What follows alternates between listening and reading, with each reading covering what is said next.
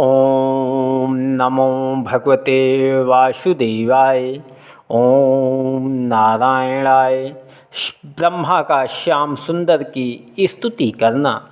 सुखदेव जी बोले, हे राजन, जब ब्रह्मा ने श्री कृष्ण जी को अपने ऊपर प्रसन्न देखा तब अपना अपराध क्षमा कराने के लिए हाथ जोड़कर यह स्तुति की कि मैं तुम्हारे श्याम घटा ऐसे स्वरूप को, जो बिजली के समान चमकता हुआ पीतांबर पहने मोर मुकुट व फूलों की माला धारण किए हो, दंडवत करता हूँ, बांसुरी व लकुटिया लिए मोहिनी मूर्ति पर न्यौछावर होता हूँ।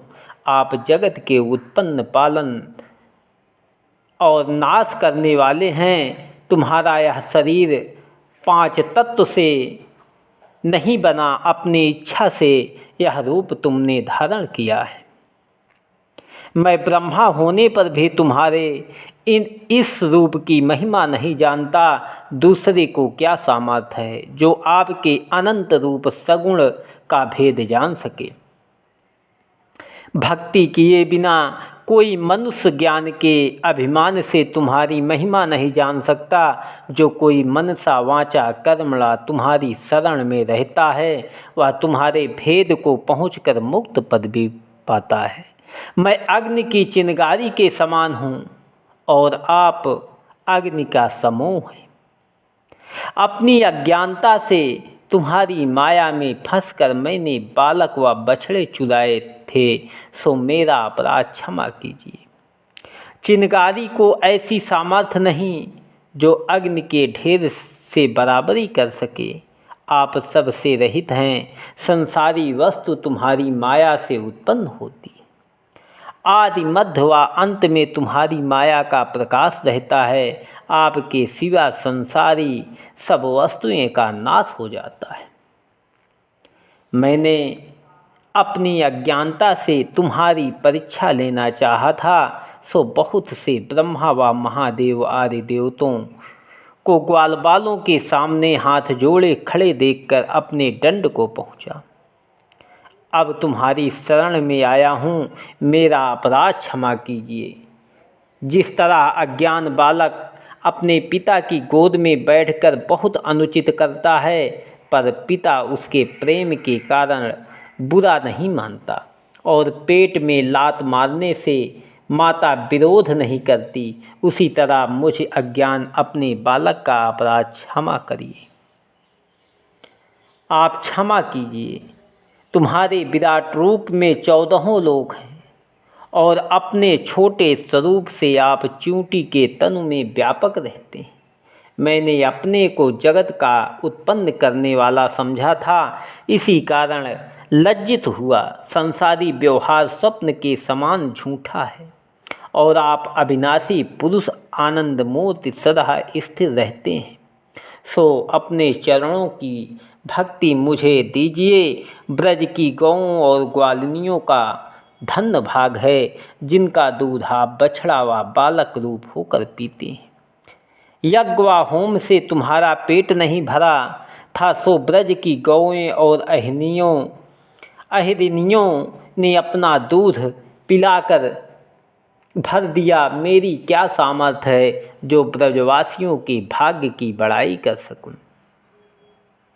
भक्तन के सुख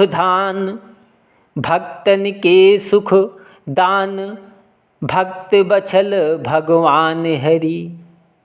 नारी पुरुष समान प्रेम भाव के बस सदा।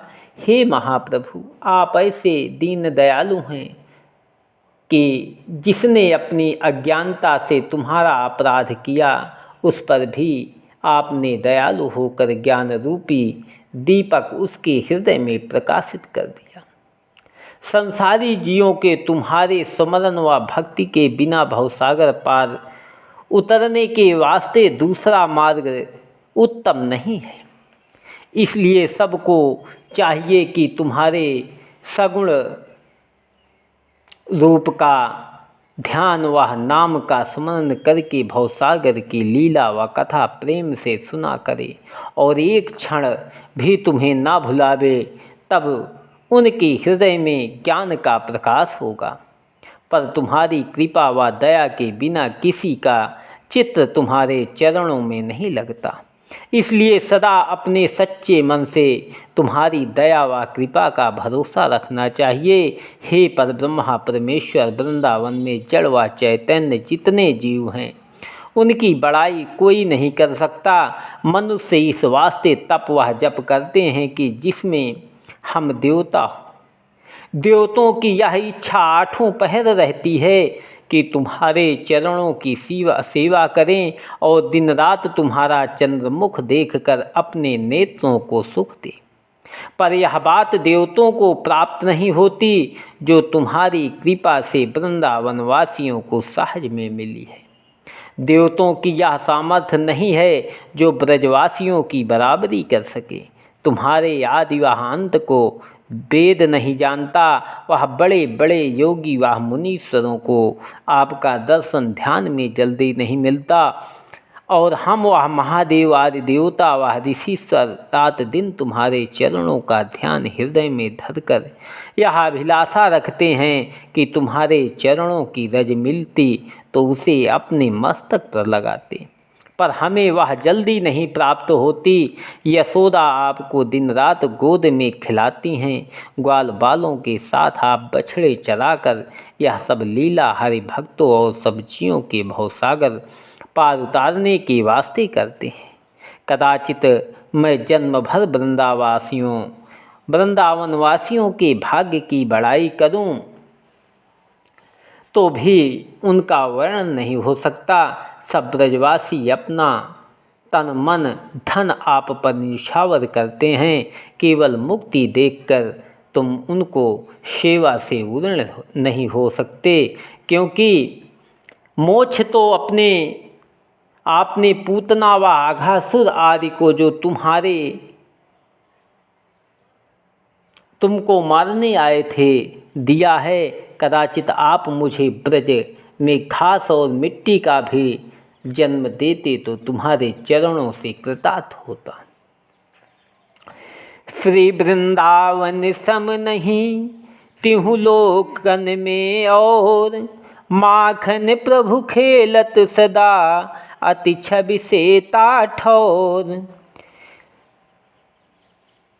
करियस्तुत गद गद बचन धृग जल पुलक शरीर, परे चरण पंकज बहुरी विधि अति प्रेम अधीर। तब हंसी बोलो श्याम गर्भ प्रहारी भक्त हित, जाऊँ आपने धाम बचन हमारो मानियब। हे राजन, जब ब्रह्मा ने अति विनय से वृंदावन बिहारी की यह स्तुति की तब ब्रजनाथ जी ने ब्रह्मा का सिर अपने चरणों पर से उठाया और उनसे कहा कि तुम ब्रजभूमि की परिक्रमा करते हुए अपने लोक को जाओ। सो ब्रह्मा श्याम सुंदर से विदा होकर 84 कोस ब्रजभूमि की दहिनावर्त परिक्रमा करके ब्रह्मालोक को चले गए। मनहरण प्यारे पहले बछड़ों को साथ लिए ग्वाल बालों की मंडली में जहाँ वे कलीवा कर रहे थे आ पहुँचे, परंतु हर इच्छा से वर्ष दिन बीतने पर भी किसी ग्वाल बाल ने अपने हर जाने का भेद नहीं जाना। वे लोग श्याम सुंदर को देखते ही कहने लगे कि हे भाई, तुम बछड़े तुरंत खोज कर ले आए, हमने तो अच्छी तरह भोजन भी नहीं किया। यह सुनकर श्री कृष्ण जी बोले कि हे भाइयों, सब बछड़े निकट चलते हुए मिल गए, सो मैं जल्दी से उन्हें बहोर कर ले आया। ऐसा कहकर श्याम सुंदर ने ग्वाल बालों के साथ भोजन किया। जब संध्या हुई तब उसने उनसे कहा कि अब घर चलो। यह वचन सुनते ही सब कोई घर को चले। उस समय वृंदावन बिहारी ने ऐसी मुरली बजाई कि उनका शब्द सुनकर सब जड़ व चैतन्य मोहित हो गए। जब वृंदावन के निकट पहुँचे तब सब ब्रजबाला मुरली की धुन सुनकर अपने अपने घर से दौड़ आई। मनहरण प्यारे का दर्शन करके अपने अपने लोचनों को सूख दिया। गोपियों का यह नियम था कि जब वृंदावन बिहारी बछड़े चराने जाते थे तब उनकी चर्चा में दिन काटते थे, और जब संध्या समय केशव मोतीवन से आते थे तब उनके चंद्रमुख की चमक देखकर अपने हृदय की तपन मिटाती थी। माखन प्रभु को रूप रस प्रेम सहित सुख पाए, पीबे ब्रजवासी सबे चितवत तृषा बुझाए। हे राजन, उस दिन ग्वाल बालों ने अघासुर के मारे जाने का वृतांत अपने माता पिता और नंद यशोदा से कहा। यह हाल सुनते ही यशोदा पछता कर कहने लगी कि मेरे बरजने पर भी कन्हैया वन का जाना नहीं छोड़ता। कई बेर इसके प्राण राक्षसों के हाथ से बचे तिस पर भी नहीं डरता। जन्म भयो जब श्याम को तब से यही उपाध, कहाँ होए हमरे यतन विधि गति अगम अगाध। उस दिन से भी यशोदा ने बहुत सा दान व दक्षिणा केशव मोती से दिलवाकर बड़ी खुशी मनाई। हे राजन, जो कोई श्याम सुंदर का बाल चरित्र व 5 वर्ष की अवस्था तक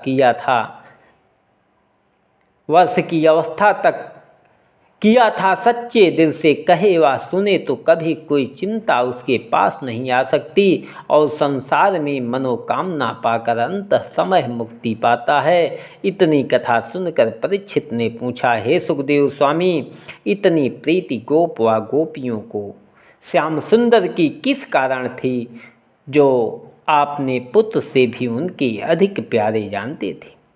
सुखदेव जी बोले, हे राजन, संसार में सबको पुत्र व धन पर बहुत प्रीति होती है, परंतु अपने प्राण को उनसे भी अधिक प्यारा जानते हैं। जिस तरह घर में जब आग लगी तो मनुष्य अपनी सामर्थ्य भर पुत्र व धन को बचाता है, जब इसको नहीं बचा सकता तब अपने प्राण लेकर भाग जाता है। उसी तरह श्याम सुंदर सब जीवों के प्राण थे। इसी वास्ते सब ब्रजवासी उस पर मोहिनी मूर्ति को अपने प्राण से अधिक प्यारा जानते थे। उन्होंने अपनी माया से सबका चित्र मोह लिया था। माखन प्रभु भगवान हैं, घट घट व्यापक सोए, सबके जीवन प्राण हैं, क्यों नहीं प्रीतम होए। ओम नमो भगवते वासुदेवाय। ओम नारायणाय नमः।